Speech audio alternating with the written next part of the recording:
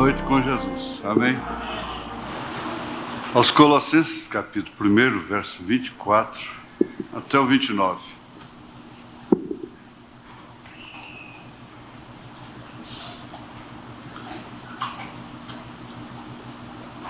Regozijo-me agora no que padeço por vós, e na minha carne cumpro o resto das aflições de Cristo, pelo seu corpo, que é a igreja, da qual eu estou feito ministro segundo a dispensação de Deus, que me foi concedida para convosco, para cumprir a palavra de Deus, o mistério que esteve oculto desde todos os séculos e em todas as gerações, e que agora foi manifesto aos seus santos, aos quais Deus quis fazer conhecer quais são as riquezas da glória deste mistério entre os gentios, que é Cristo em vós, esperança da glória, a quem anunciamos, ademoestando a todo homem, ensinando a todo homem em toda sabedoria, para que apresentemos todo homem perfeito em Jesus Cristo. E para isto também trabalho, combatendo segundo a sua eficácia, que obra em mim poderosamente. Te pedimos, Jesus, que o Senhor, mais uma vez, perdoe os nossos pecados e continue gerando essa atmosfera gostosa. A gente se sente recompensado de estar aqui. Bom é estar aqui. Bom é estar aqui. Bom é estar aqui. Estando aqui, as diferenças desaparecem. As más lembranças, os maus pensamentos, mesmo as dores, muitas delas desaparecem. As mágoas, os ressentimentos, porque a gente percebe que o Senhor tem cuidado de nós. Quando o Senhor se aproxima de um povo assim, de uma maneira que está buscando o Senhor de uma maneira coletiva, cai assim, naturalmente, aquele mesmo modo de pensar, aquela mesma mente, e todos ficam mais leves, esquecem mais as suas aflições. Em nome de Jesus Cristo, ó Deus, cuida de cada pessoa que entrou aqui, os seus mínimos detalhes da vida, orienta, ilumina, encoraja no que é correto, naquilo que é da vontade do Senhor. Da saúde, Senhor. Nós oramos pelos nossos amigos, pelos nossos inimigos, por aqueles que nos espreitam. Senhor, tenha compaixão deles, de suas famílias, de seus filhos. Ajuda, Senhor, o encontro que está por vir, está se aproximando. Em nome de Jesus Cristo, ó Deus, nós te pedimos estas bênçãos para a honra e glória do teu santo nome. Amém. Assentai-vos. O profeta diz que o navio fica no porto amarrado por várias cordas, aquelas cordas grossas mesmo. E ele não pode zarpar enquanto uma daquelas não for solta. Todas elas têm que ser soltas. Eles tiram aquele gancho lá e recolhem aquilo. Então o navio fica livre para zarpar, partir. E às vezes há ministérios, há pessoas, e por que não dizer a igreja, que ficam amarrados. Nós temos cadeias, cordas. Solta-se uma, solta-se outra, solta-se outra, mas sempre ficam algumas segurando aquilo. Eu diria assim, se eu tivesse consciência que eu estou segurando a corda de alguém, segundo São Tiago, Deus cobriria multidões de pecados meus, se eu soltasse aquela corda, livrasse.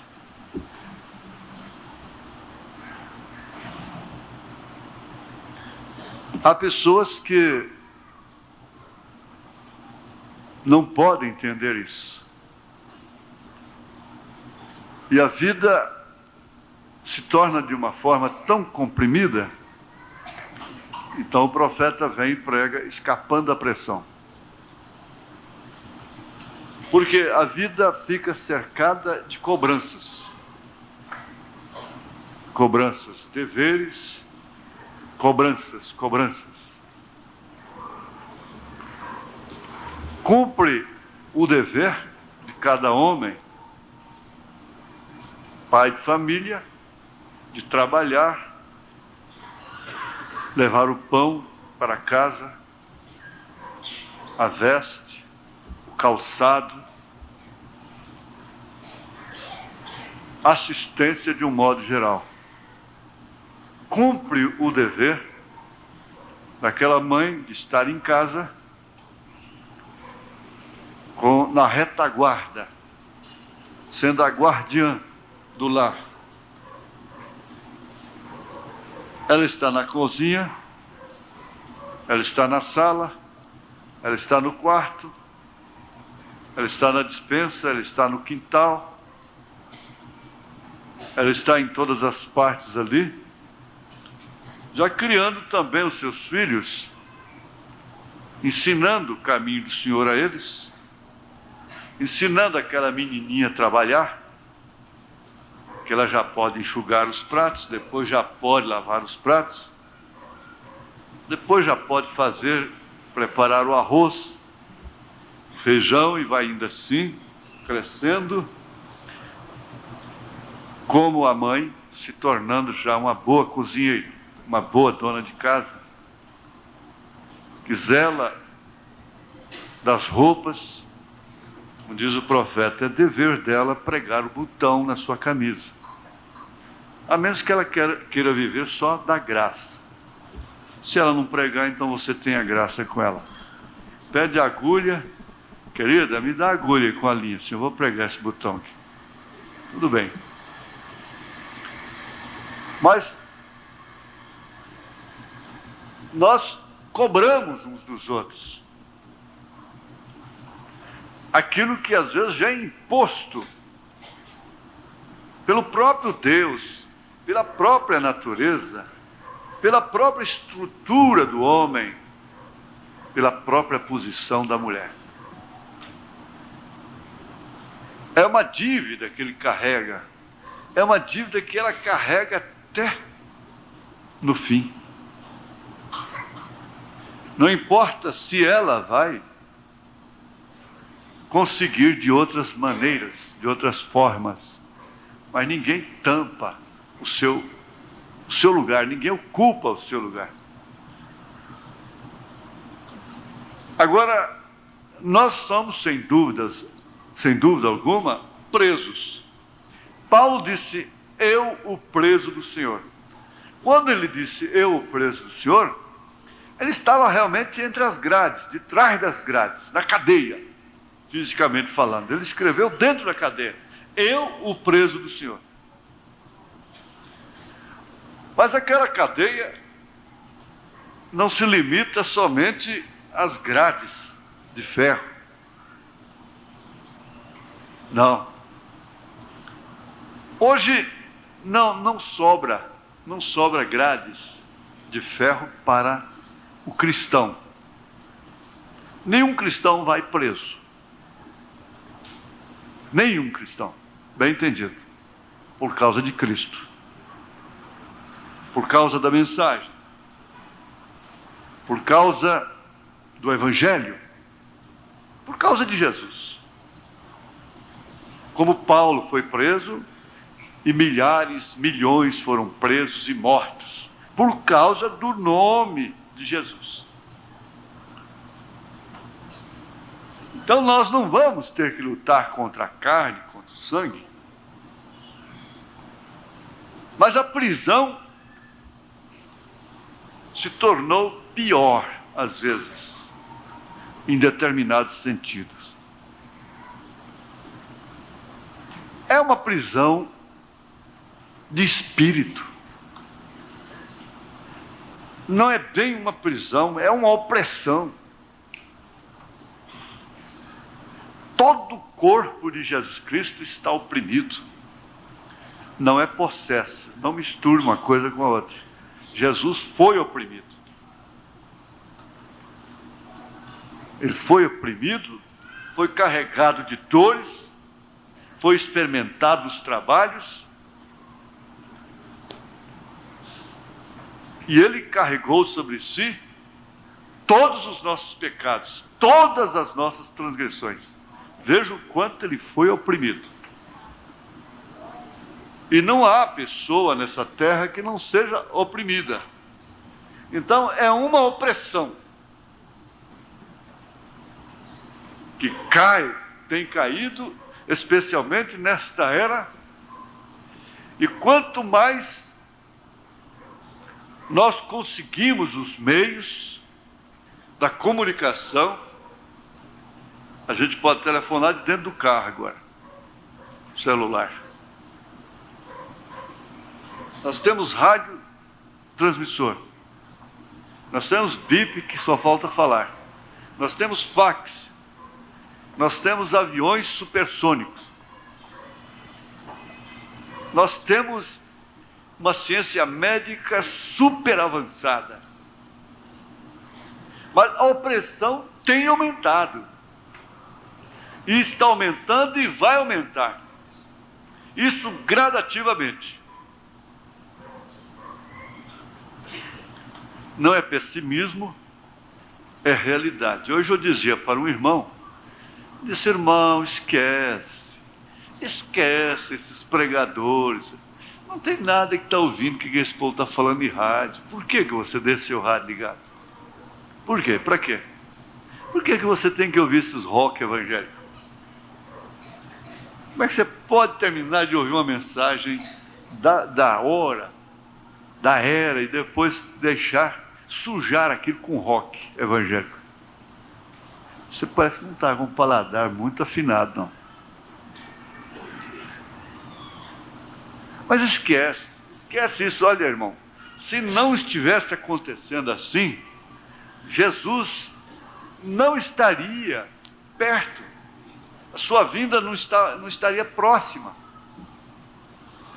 A coisa tem que estar do jeitinho que deveria estar, aqui, ali, acolá, em todos os lugares. O profeta disse: o que tem de acontecer, vai acontecer.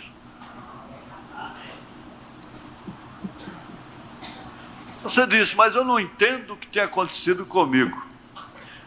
Ele disse: nem eu entendo. Isso não é para entender. Isso não é para ser entendido. A igreja precisa tomar consciência de que Satanás não está morto, de que Satanás não está dormindo e de que ele ainda não foi amarrado. Nós não estamos no milênio. Nós ainda não estamos no milênio. Quando então ele será amarrado por uma circunstância, uma cadeia de circunstâncias, por não encontrar a quem possa usar. Ele não vai encontrar uma pessoa para maldizer. Ele não vai encontrar uma pessoa para fumar, para beber, para prostituir, para fazer nada. Então, para ele, isso é uma cadeia, é uma prisão. Mas por enquanto não, ele está solto. E não vai pensar que Satanás ficou bonzinho, se converteu, amoleceu o coração. Eu estava dizendo essa semana, gente, nós precisamos ter consciência disto quando morre um irmão que porventura, principalmente se a família é de outras igrejas, deixa aquela família à vontade com aquele corpo. Fica parecendo que se a gente não estiver ali, a alma daquela irmã, daquele irmão não vai para o céu. Se o pastor Joaquim não pregar, a alma da irmã, do irmão fulano, não está na sexta dimensão. Fica parecendo assim. Não, vamos nos conscientizar, vamos nos amadurecer nesse sentido. Fechou os olhos, acabou. Está certo que deve-se honra aquele corpo, deve-se respeito. Tudo bem, mas aquele irmão não está ali mais, aquela irmã daí 72 horas é puro bicho. Ninguém tem coragem de dar um beijo nele, não tem filha, nem pai, nem mãe, ninguém tem coragem de dar um abraço nele daí 72 horas. Mas não está ali, gente. Não importa mais.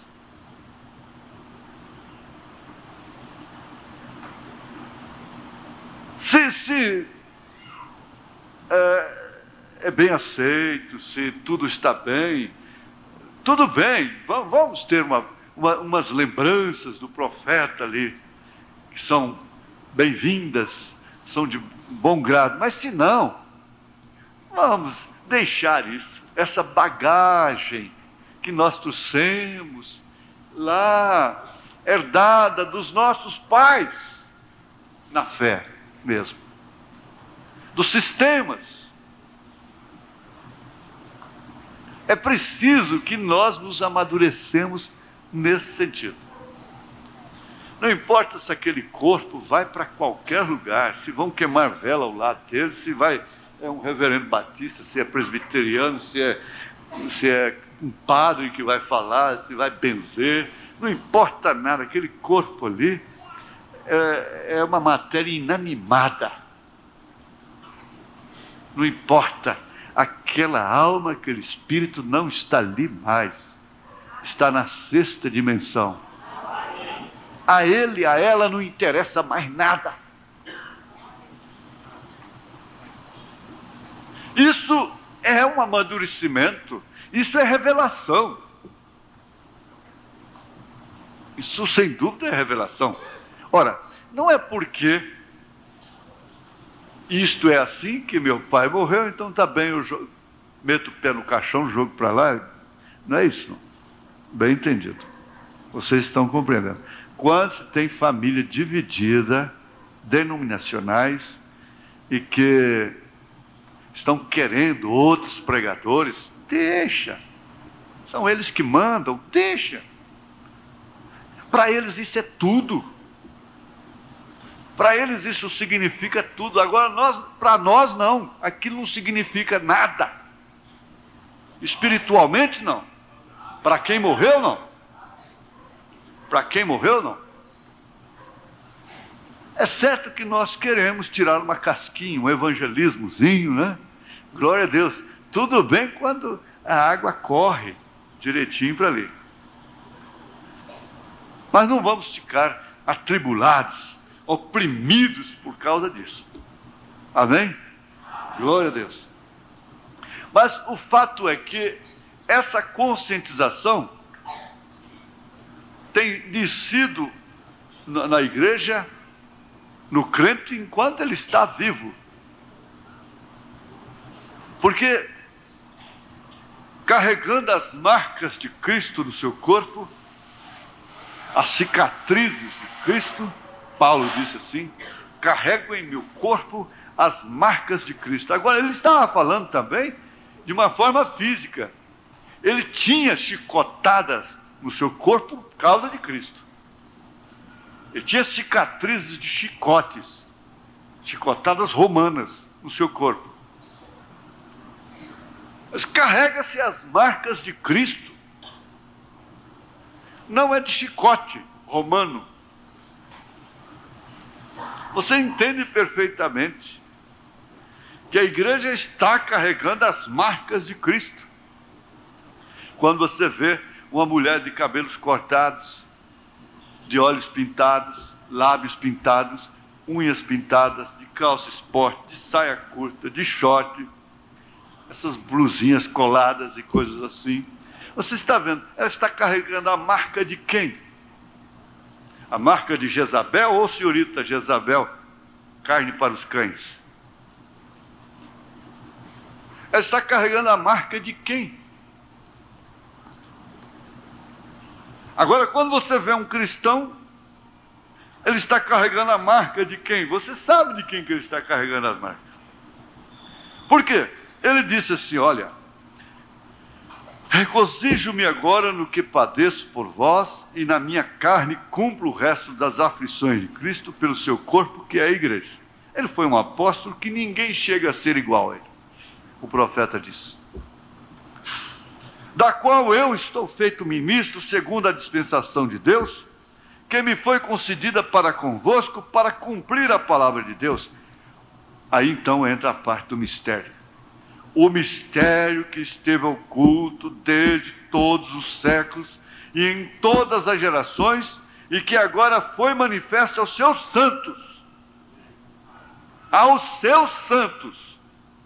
Não ao mundo. Não aos religiosos. Aos quais Deus quis fazer conhecer quais são as riquezas da glória deste mistério entre os gentios. Que mistério é este? Que é Cristo em vós, esperança da glória. Aqui na primeira carta de Timóteo, capítulo 3, verso 16, ele diz, sem dúvida alguma, grande é o mistério da piedade. Mistério da piedade. Aquele que se manifestou em carne, foi justificado em espírito, visto dos anjos, pregado aos gentios, crido no mundo e recebido acima na glória. Mistério da piedade. É Deus, que é espírito, que não pode ser visto, que enche os céus e a terra, se encarnando, se manifestando em carne. Mas está mais do que comprovado, isso é mais do que notório dentro das Escrituras e pela mensagem do profeta de Deus, que esse mistério não ficaria somente em Deus se manifestar apenas em Cristo. A sua obra estaria incompleta.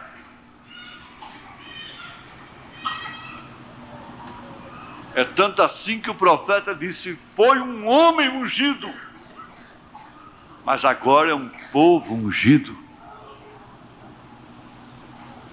E Paulo desejou, com lágrimas, que a igreja tomasse consciência desse mistério, que não pode ser revelado aos sábios entendidos, mas sim aos pequeninos, os quais são chamados, predestinados, elegidos desde antes da fundação do mundo, para conhecer esse mistério. Torna-se importante o homem que descobre o mistério. É um mistério, uma vacina contra a paralisia. Foi um mistério.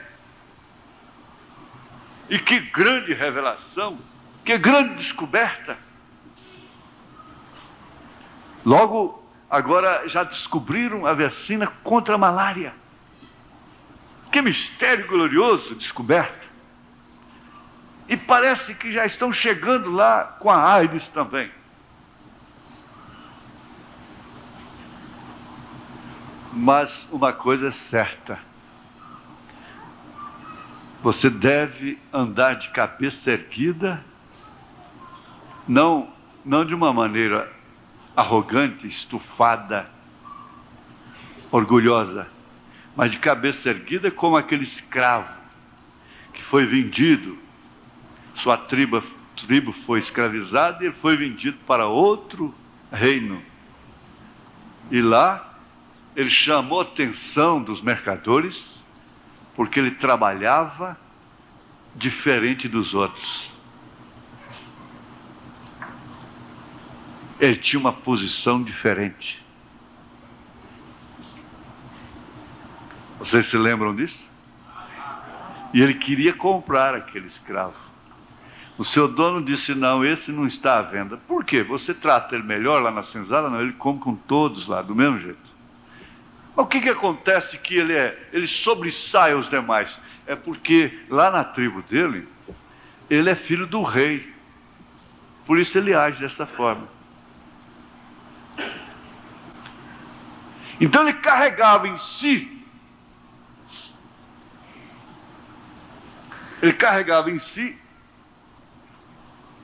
aquele mistério de ser filho do rei. Você chega perto de um cientista desse que descobre esses mistérios, estas leis profundas, grandes, você fica pequenininho, ele fica lá em cima. A gente fica tão pequeno perto de determinados teólogos. Davi ficou pequenininho perto do Golias. É daquele jeito. Mas você, meu irmão, com toda a sua simplicidade, com a sua carrocinha, com a sua trouxa de lavar, que você vai lavar roupa,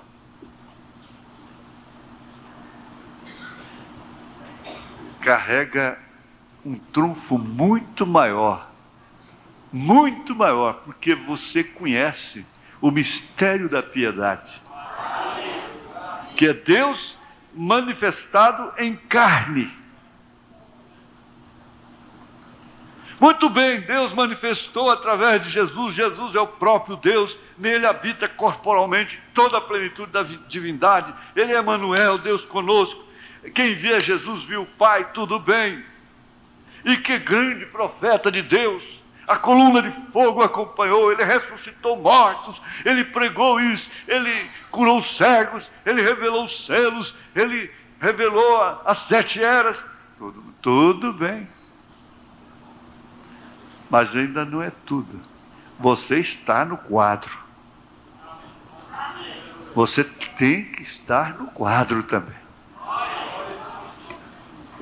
Você não é apenas um espectador, você não é apenas um idólatra, você não é apenas um adorador, você não é apenas um seguidor, você não é apenas alguém que está sempre aplaudindo pelos grandes feitos, não é isso. Você tem parte no quadro. Você joga também no time.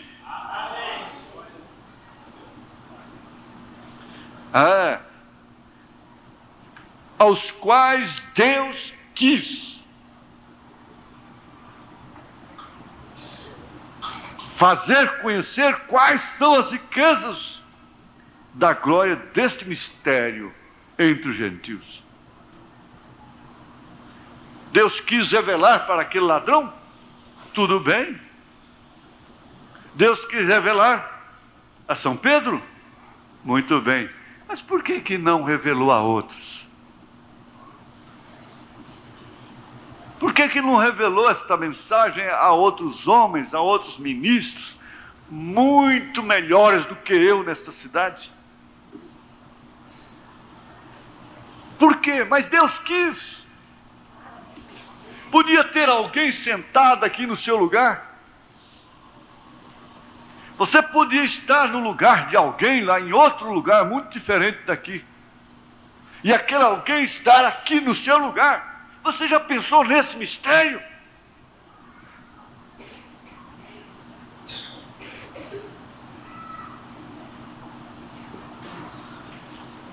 Você podia estar no lugar de alguém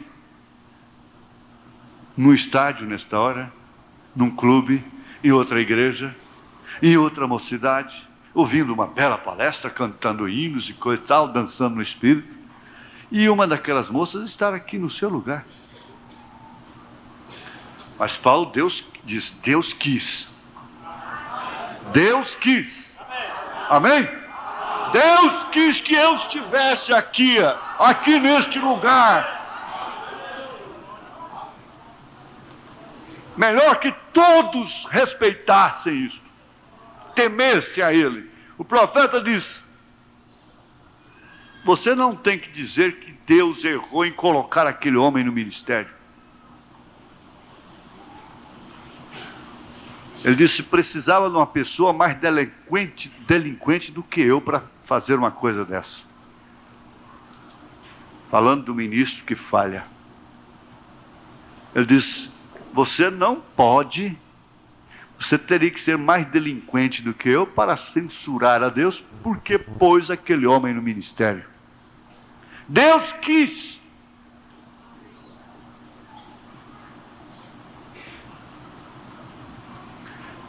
Deus quis que você estivesse sentadinho no chão e agora humilde, olhando para cá com o seu coração fervendo de fé. Deus quis isso. Deus quis. Isso não foi porque você correu, não foi porque você pediu, não foi porque você foi mais esperto, porque você é melhor do que ninguém. Deus quis.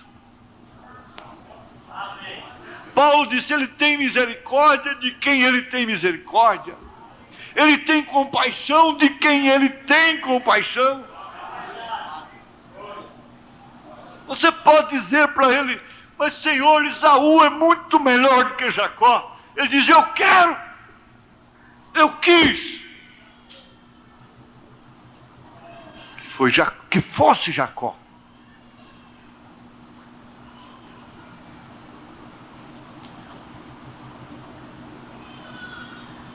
As primas ricas ficaram lá, censurando, zombando da prima órfã. Mas o rapaz quis foi ela.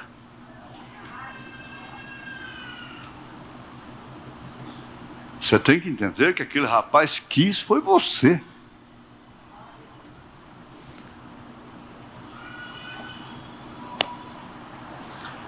Aqui na mensagem Cristo, Mistério de Deus Revelado, a nossa aqui, a branca, né?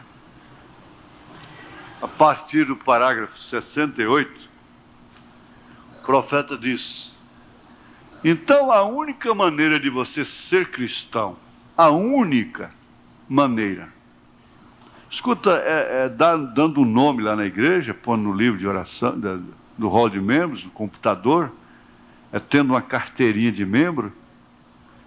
Não. A única maneira, preste bem atenção, olhe para cá, escute bem. A única maneira de você ser cristão é que Cristo se identifique em você.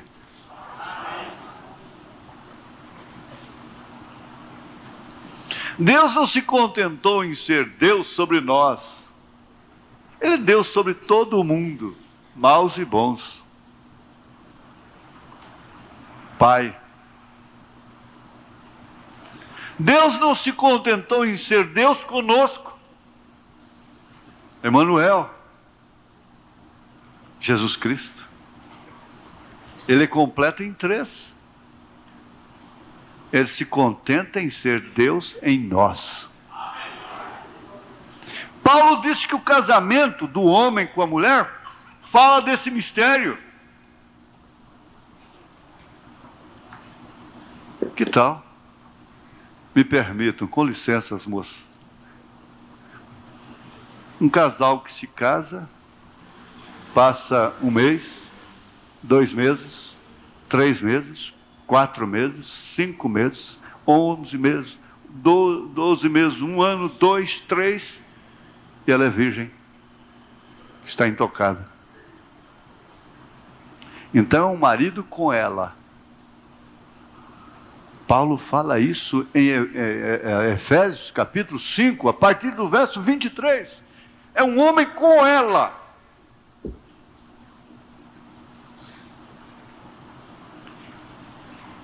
É onde cai o engano nas denominações.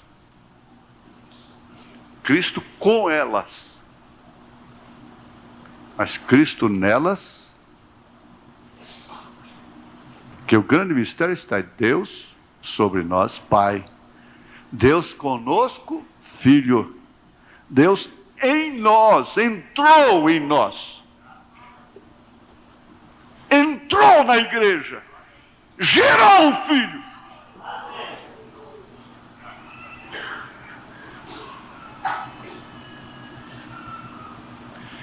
Essa que é a grandeza da mensagem.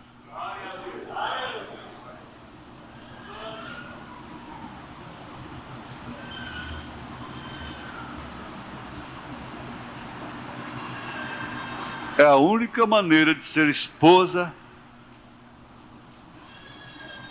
é se o marido entrou nela. Ali sim, acertamos a cabeça da taxinha. Oxalá vocês ali pela fita também sintam o impacto disso. Nós estamos sentindo, graças a Deus. Você pode dizer, eu sou pentecostal. Ora, isso não significa nada, gente.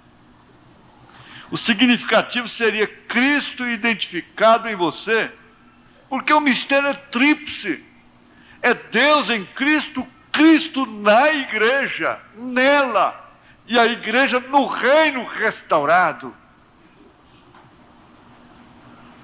Alguém diz, eu falei em línguas. Muito bem. Eu cantei e todo mundo chorou. Muito bem. Eu preguei e todo mundo chorou. Tudo bem. Muito bem. Porém, o diabo também faz o mesmo.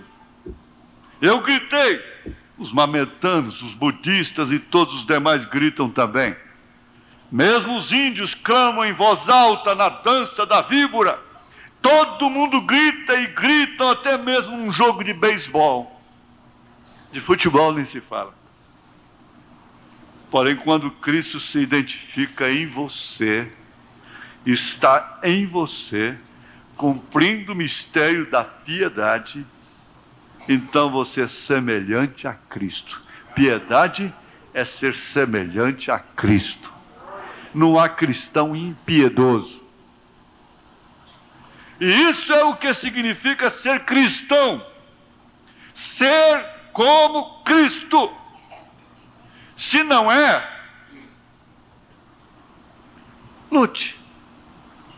Pelo menos lute. Pelo menos creia. Pelo menos busque. Pelo menos espere nisso. Diga, eu estou em processo disto. Mas não se iluda com outras maneiras.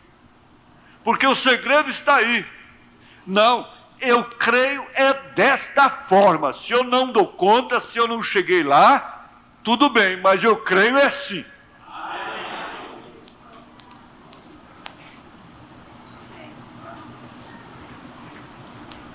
O segredo está aí.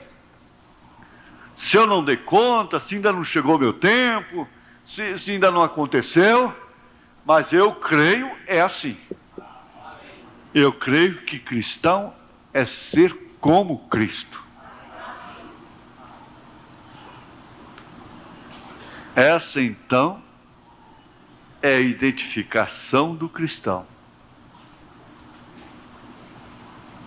É bonito, mas não é só bonito falar sobre esse mistério. Eles dizem, olha, mas ele tem uma teologia tão profunda. Ele é formado e diz que não é, fica negando por aí. Não. Na verdade, se isso tem que ser chamado de teologia, é a única que é a verdadeira. É a única que é de Deus.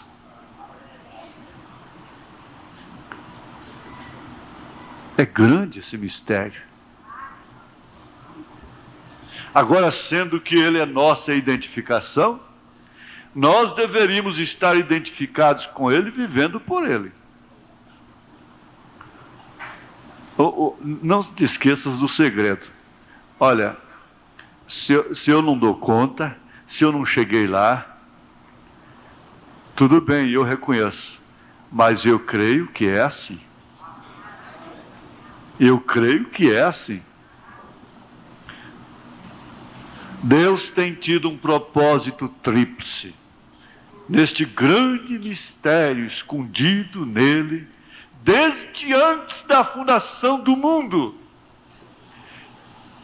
E agora o que queremos ver nesta manhã é qual este propósito tríplice. Eu agora creio com a ajuda de Deus, o qual está presente, que nos mostrará se ele teve este propósito tríplice. Nós queremos saber qual é. Eu já adiantei. Nós já sabemos.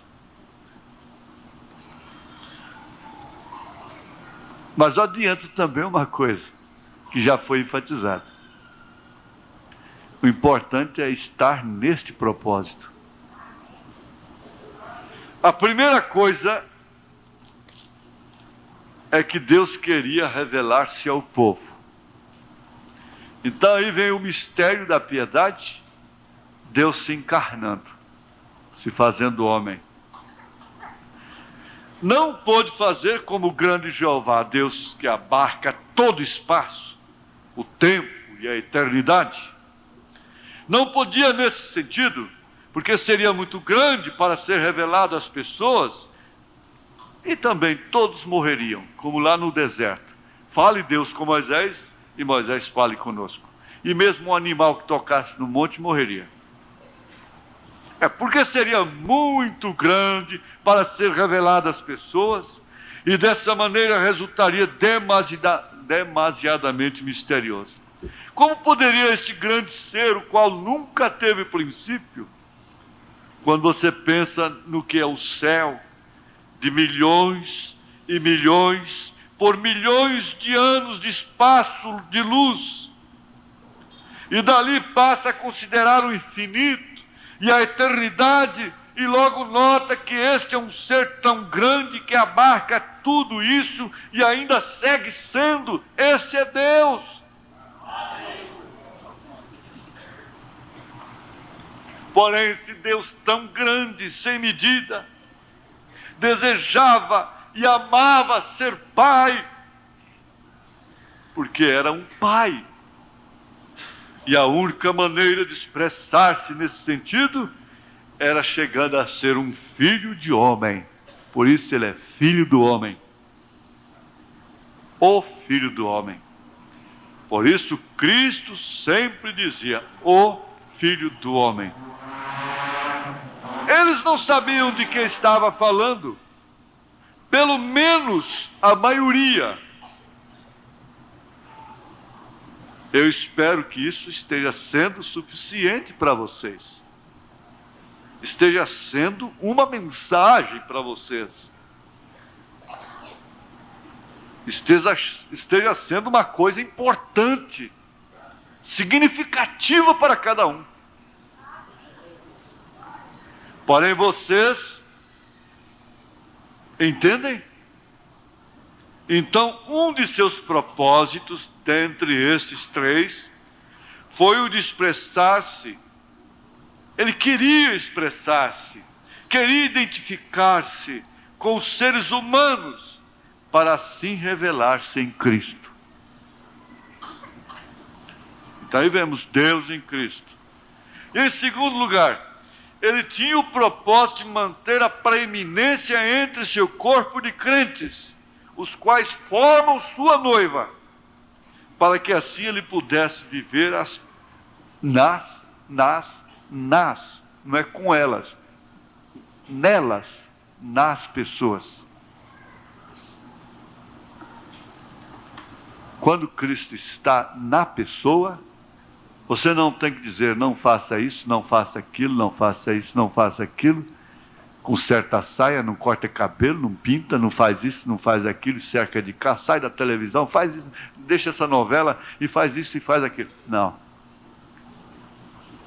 Eu já contei aqui várias vezes a história da moça que criava um porquinho, perfumava o porquinho, enfeitava o porquinho, punha sapatinho de lã no porquinho, fitinha no pescoço do porquinho, passava batonzinho no focinho do porquinho e tantas coisas. Mas quando ela desconfiava, descuidava, lá estava o porquinho na lama, lá no fundo do quintal. Olha lá, né? As fitinhas tudo no barro. Perfume tinha virado outra coisa. Ela ficava naturalmente desgostosa. Quando alguém disse para ela: você quer realmente ter um animalzinho assim, limpo? Põe fora esse porquinho e cria um carneirinho. Veja, é questão de natureza. A natureza do porco é lama, é novela, é moda, é pintura, é cortar cabelo. Não só nas mulheres, a natureza do homem porco, você sabe, é gostar de tudo isso. Porque elas fazem, os homens gostam.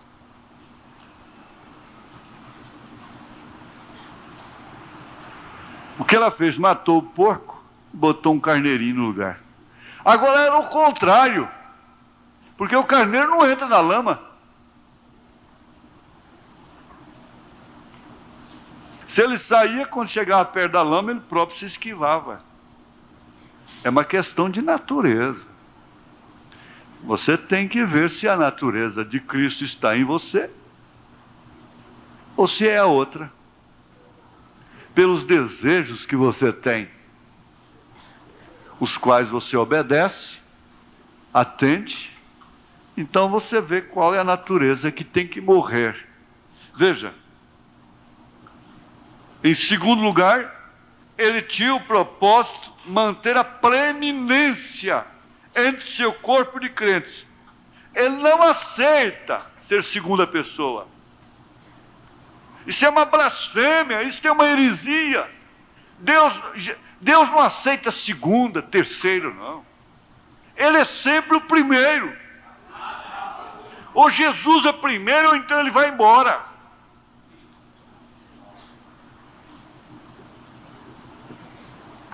Ele tem que ter a preeminência.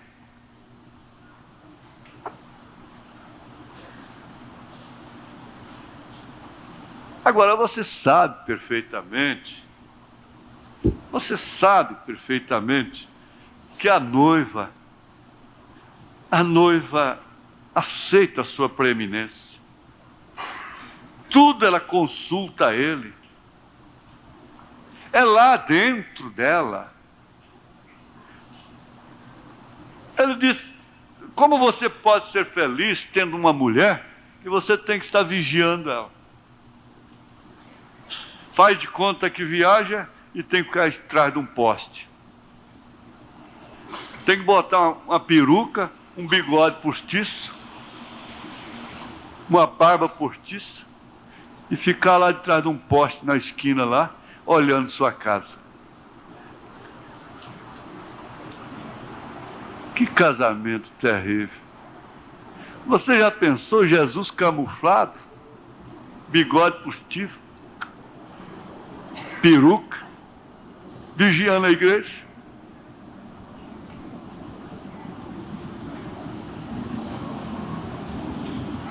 Isso não é casamento.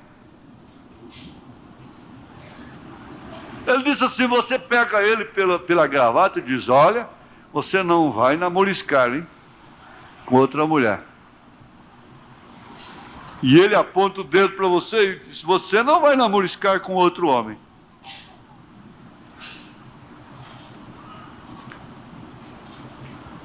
Começando por cada um no posto do seu dever.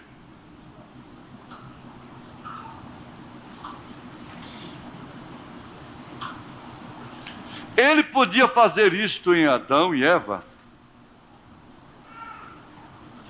Podia ter, sim. Porém chegou o pecado e os separou. E o pecado separa. O pecado faz separação entre o santo e o pecador. Então tinha que haver a maneira para restaurar esta relação entre Deus e o homem, porque ela foi quebrada. E isto para mim é sumamente rico, só o fato de pensar nisso. Agora podem ver qual foi o propósito de Deus? Você dirá, por que não manteve a Adão e a Eva dessa maneira? Porque dessa maneira nunca haveria chegado a manifestar sua plenitude, todos os seus atributos. Por isso ele permitiu essa queda. Mas ele não perdeu nenhum dos seus. E nem perderá. É certo que ele podia ser um pai nessa situação, porém também é salvador. Ele não poderia ser salvador se não houvesse a quem salvar. Você dirá, como sabe você isso? Eu sei que é assim porque eu tenho tido a experiência. Ele é o Salvador e tinha que expressar isto. Como podia fazê-lo? Somente por meio de Cristo. Essa semana mesmo eu disse para uma jovenzinha, disse, não, minha filha, filho de crente não é crentinho. Você vai ter que ter a sua experiência própria com Deus. Por isso você tem que sofrer decepções também. Você tem que ter a sua própria experiência de salvação. Como podia ser filho? Somente por meio de Cristo. Como podia ser curador? Somente por meio de Cristo. Vê você? Todas as coisas têm sua culminação nessa só pessoa, Jesus Cristo. Oh, irmãos, quando penso nisto, todas as denominações e demais coisas desaparecem de cena para mim. Quando vejo o grande propósito de Deus, o propósito de revelar-se em Cristo, a plenitude da divindade corporalmente, e logo de derramar essa plenitude da divindade corporalmente num povo no qual ele pudesse ter a preeminência, a liderança, ser o tudo. Então não importa ser Joaquim Gonçalves, não importa ser Tabernáculo da Fé, não importa ser Tabernáculo Brana, não importa quem seja, ele só terá a plenitude se ele tiver a plenitude dele ali, se ele tiver preeminência. Se ele for o líder em tudo.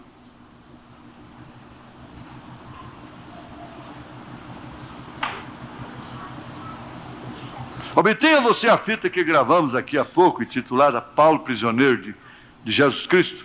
Quando Deus traz a você um lugar como seu prisioneiro, então você não pode fazer nada fora do que o Espírito lhe diz que faça. Na verdade, é que tudo, quase tudo que fazemos é pela nossa própria intuição, é pela nossa própria cabeça. Ela vira a cabeça para um lado, não tem quem muda. Ele vira a cabeça para um lado, não tem quem muda.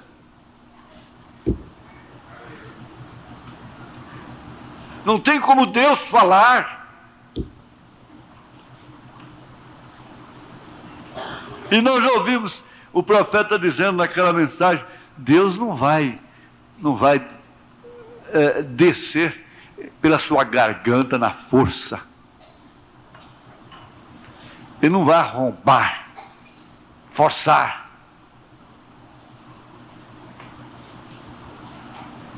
Paulo tinha todo o ensino, havia sido instruído por Gamaliel para que algum dia fosse um grande sacerdote ou rabino. Ele tinha ambições elevadas e era um homem eloquente. Tinha grande autoridade e ante seu povo era grande. Porém, teve que sacrificar tudo para chegar a ser parte da palavra e assim expressar a Jesus Cristo. Ele tinha desejo de ir a um lugar, porque os irmãos o haviam convidado, porém o Espírito lhe proibiu realizar sua própria vontade. O Espírito não deixou ele fazer coisas boas, não é só coisas más. não deixou ele visitar um grupo de irmãos.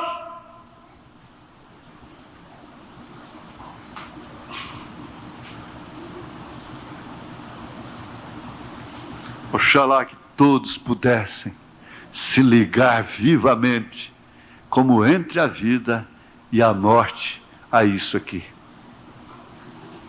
Oxalá que cada pessoa pudesse se ligar como entre a vida e a morte. Que o problema é maior do que um infarto do coração, uma parada cardíaca, um câncer, uma diabetes, uma cegueira. O problema é muito maior.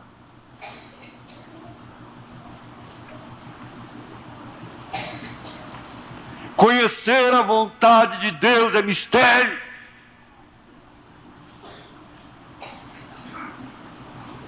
Saber que você está naquela lepra porque Deus permitiu, Jó.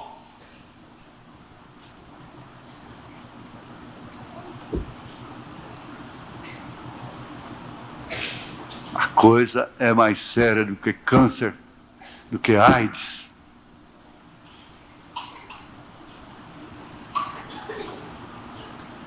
Se um médico disser, você está com AIDS, você virá a um culto e não perderá uma palavra sequer daquele culto.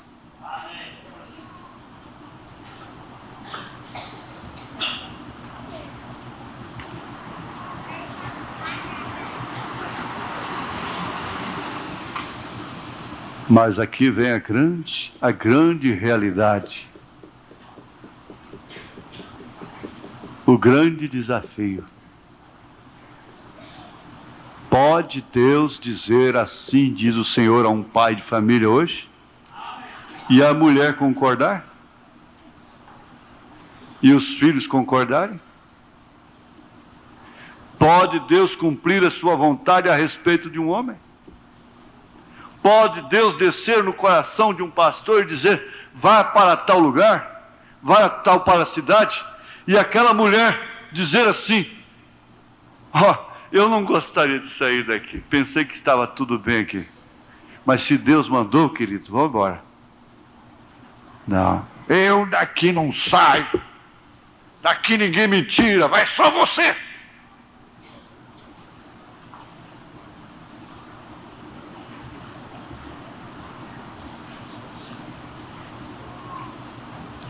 Deixa Deus começar a dizer, assim diz o Senhor, vá a tal lugar, faça isso, não faça. E que tal essa bombinha que está dentro do seu coração, que por muitas vezes doeu e você continuou, e hoje não dói mais.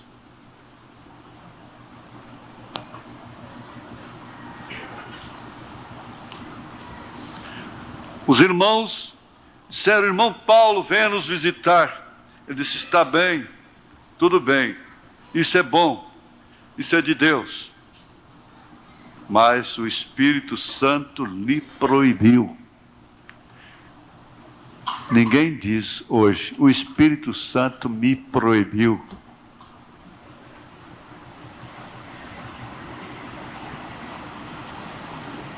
Não, o Espírito Santo proibiu de matar, puxar o gatilho? Não. O Espírito Santo proibiu de jogar uma bomba no outro? Não. De violentar uma pessoa, estuprar uma mulher, uma moça? Não, o Espírito Santo vai proibir.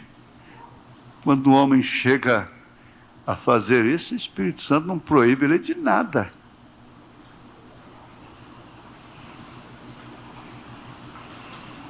Não proíbe de nada. Ele vai proibir um urubu comer carniça? Ele vai proibir um porco deitar na lama? Ele proíbe pela natureza, é por dentro. Ele não tem que proibir uma pomba. Ó pomba, você não vai comer carniça. E ficar cercando ali, ela tá... e você vira as costas, ela está lá no monte de carniça. Ele não tem que proibir. Oxalá todos nós estivéssemos ligados a isso aqui agora, como entre a vida e a morte. Eu vi com uma matéria para cura divina.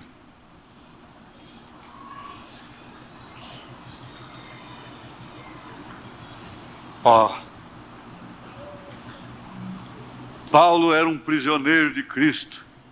Então um dia lhe saiu ao encontro uma moça com espírito pitônico ou de adivinhação, e Paulo sabia muito bem que tinha o poder para expulsar esse demônio, porém não podia fazer a menos que Deus o prometesse.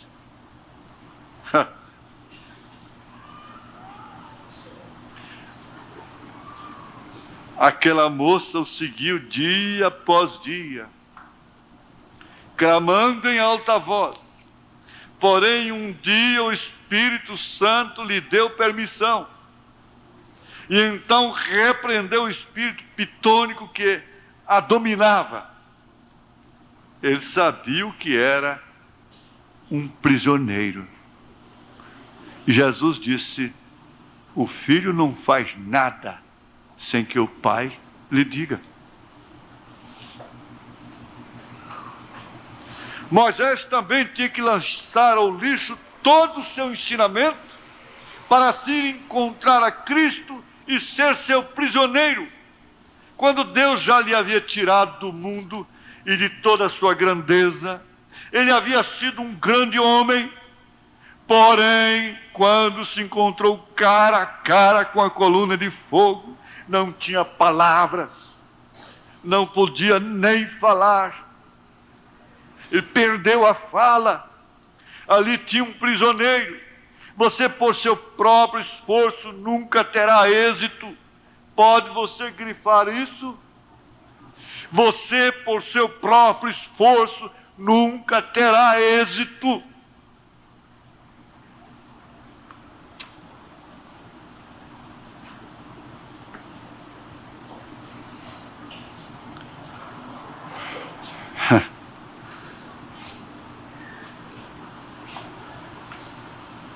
Mulher valente, mulher corajosa,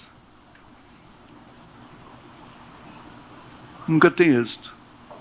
Braba, homem corajoso, homem valente, nunca tem êxito. Bravo. Deus deu a este homem suficiente poder para que pudesse descer ali. Porém, logo Moisés regressou e disse: Senhor, disse a Faraó o que me disseste, porém ele não os deixa ir. Então Deus lhe disse: bem, agora toma tua vara. Agora, isto era Deus falando. Ele não podia fazer nada sem que Deus falasse. Ah, se os nossos evangelistas pudessem ver isso. Era a palavra de Deus. Vá com esta vara e aponte para o oriente e chame as moscas. E ao fazê-lo, foram criadas moscas, porque Deus tinha um prisioneiro, o qual o Faraó não podia comprar com nada. Com nada. Ninguém podia desviar a este homem. Ninguém podia desviar esse homem. Ele era determinado. Então ele só fazia aquilo que Deus mandasse, não importasse o quanto aquilo fosse inadmissível. Mas Deus mandou, ele fazia. Porque era um prisioneiro completamente atado pelas cadeias da palavra de Deus, somente ao assinte do Senhor. Oh, se Deus pudesse ter prisioneiros como ele. Então assim ele pode expressar a supremacia em sua igreja. Ele tem o homem ou a pessoa que não conhece nada mais do que a Cristo.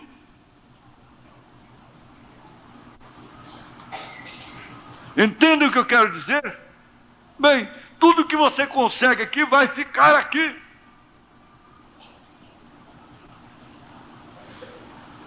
Os que estão morrendo estão te mostrando isso. Os seus bens ficam aí para serem divididos com outros, que mais tarde vão deixá-los também para outros. Mas o que você herda lá, não. É seu eternamente. Entendem o que eu quero dizer? Ele quer estar em você é para isto. Não é para tomar o que você tem, mas sim para lhe dar o que ele tem. Ele quer estar em você, não é para tomar o que você tem, é para lhe dar o que ele tem. Vida eterna.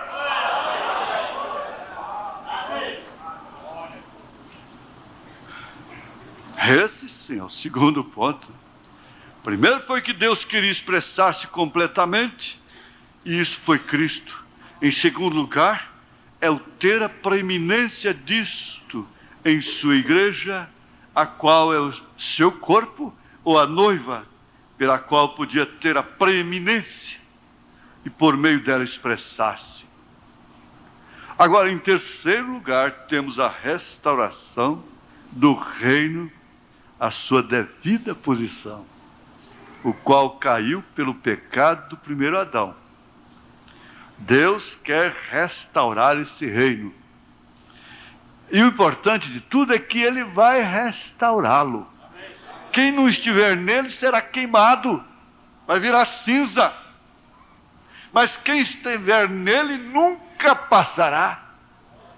Deus quer restaurá-lo como foi quando ele passeava no horto, na brisa do dia, e falava com eles em perfeito companheirismo. Porém agora o pecado e a morte têm criado um abismo, têm separado ao povo de sua presença. Sua expressão completa, o pode ver, antes da fundação do mundo, para expressar todos os seus atributos. Isto quer dizer o que ele era. Não importa porque ele te fez passar por aqui 30, 40, 50, 80 anos, não. Isso é muito pouco, isso não significa nada diante dele. Isso voa. Você estava espigadinha ontem, hoje você já está enrugada. Hoje você já está pensando de forma diferente. Você não já não é mais aquela vaca braba, investideira, tonta. Você já não é mais aquele rebelde, enfrentando a tudo e a todos com sua ignorância. Não, hoje você já pensa, você já sente dores. Isso significa que você está passando. Se está presente algum trinitariano, pessoa que crê em 3 pessoas, lhe rogo que abra sua mente por um momento e verás que isso de Pai, Filho e Espírito Santo não são 3 deuses, mas são 3 atributos do mesmo Deus. A expressão Pai, ele queria ser um pai, e foi um pai, também foi o Filho, e é o Espírito Santo. E o Pai e o Espírito Santo são o mesmo Espírito, porque o Pai que gerou a Jesus foi o Espírito Santo. O podem ver, não são 3 deuses. O diabo foi quem inventou essas coisas para levar as pessoas à idolatria.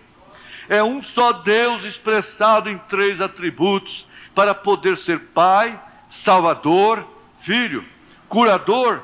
Esses são os seus atributos. Quero citar uns versículos para que os que escutam a fita possam entender, porque me tomaria muito tempo para explicar isso. Oxalá seja suficientemente claro para que possa ver onde vamos chegar. Deus expressado em Jesus Cristo, o qual foi tanto Pai como Filho e Espírito Santo, a plenitude da divindade corporalmente. Agora, a completa plenitude da divindade corporal mora em sua igreja. A supremacia,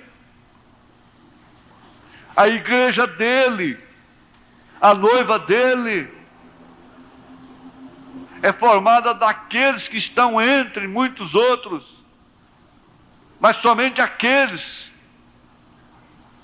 que lhe dão a supremacia é que são sua noiva.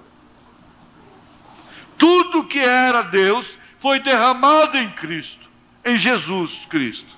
E tudo que foi Jesus Cristo foi derramado na igreja.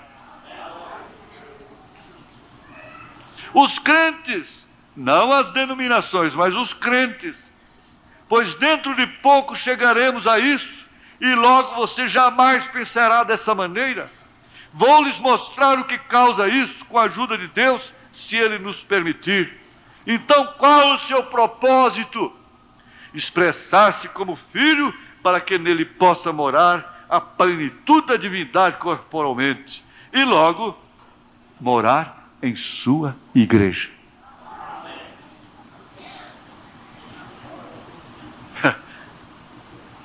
Então está.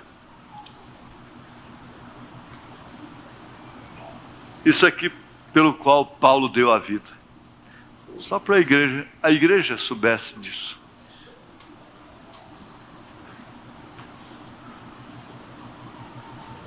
Ele está em você, ele está na igreja, ele não está com a igreja. Com pode ser muita gente, estar com, mas estar em é só para quem é casado com ele. Eu não vou entrar nessa parte. Essa outra parte nós vamos deixar para outra reunião. Vamos ficar por aqui. Vamos inclinar nossas cabeças. Eu entendo que aqueles que se ligaram como entre a vida e a morte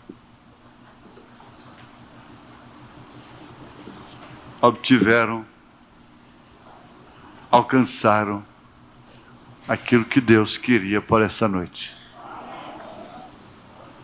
Meu Deus,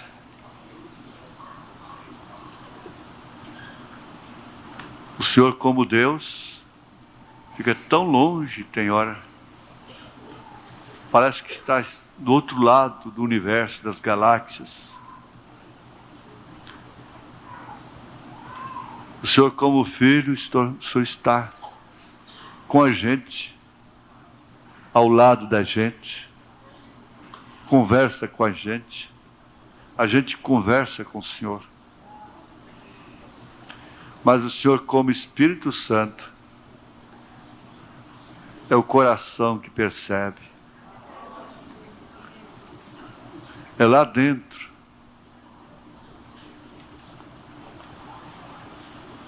É por isso que eles deram suas vidas. Eles morreram, eles rejeitaram tudo, eles negaram tudo.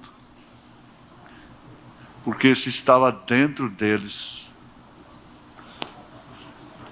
E estando dentro deles, eles podiam ver esse reino restaurado. Esse Éden restaurado. Nenhum mosquitinho, nenhum repelex, nenhum sol abrasador, nenhuma tempestade, nenhum medo de cobras, nenhum medo de feras, passando a mão na cabeça do tigre, cariando o leão.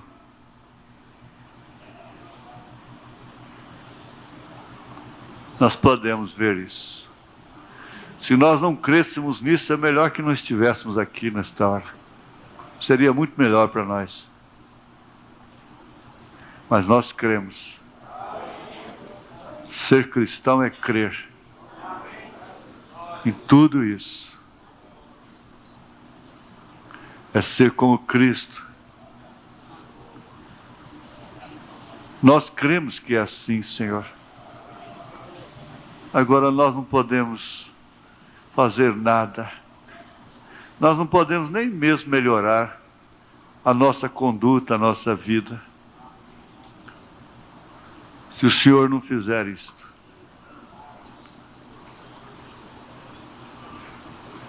A razão de um povo estar reunido não é mostrar roupa, não é vir fazer companheirismo na porta da igreja, não é encontrar amigos, as pessoas as quais amamos. A razão de um povo estar reunido é receber coletivamente, unanimemente, estas convicções. É lembrar de coisas que creem, que lutam por elas. É uma questão de natureza. Em nome de Jesus Cristo, ó Pai, eu vejo que os males ficam tão pequenos, as doenças ficam tão desqualificadas, a ponto de nós até mesmo ignorá-las, seja quais forem. O medo sai de nós. Muitos males nós chamamos porque tememos aquilo. E nós começamos a falar naquilo e aquilo vem. Nós queremos ignorar todos os males nesta hora. Queremos ignorar os vírus, as bactérias, os espíritos de doenças. Queremos somente tomar conhecimento disto, desta grandeza, desse poder tão glorioso, o Deus que enche os céus e a terra, em Cristo Jesus, o Filho conosco e o Espírito Santo em nós. Isso é Jesus Cristo derramado na igreja, e a igreja no reino restaurado, onde não haverá uma coceira sequer. Ninguém vai coçar o olho, ninguém vai enxugar uma lágrima. Aleluia, glória a Deus. Senhor Jesus, ajuda os teus filhos a voltarem para casa nesta confiança, porque se alguns ou um deles for recolhido, nós sabemos que foi nesta convicção. Há um povo crendo assim, ó Pai, em toda a terra. Em nome de Jesus Cristo, ó Deus, aceita a fé de cada pessoa aqui agora, nesses 3 pontos principais, nesse mistério glorioso, esse mistério tríplice de Deus. Deus em Cristo, Cristo na igreja, a igreja no reino restaurado.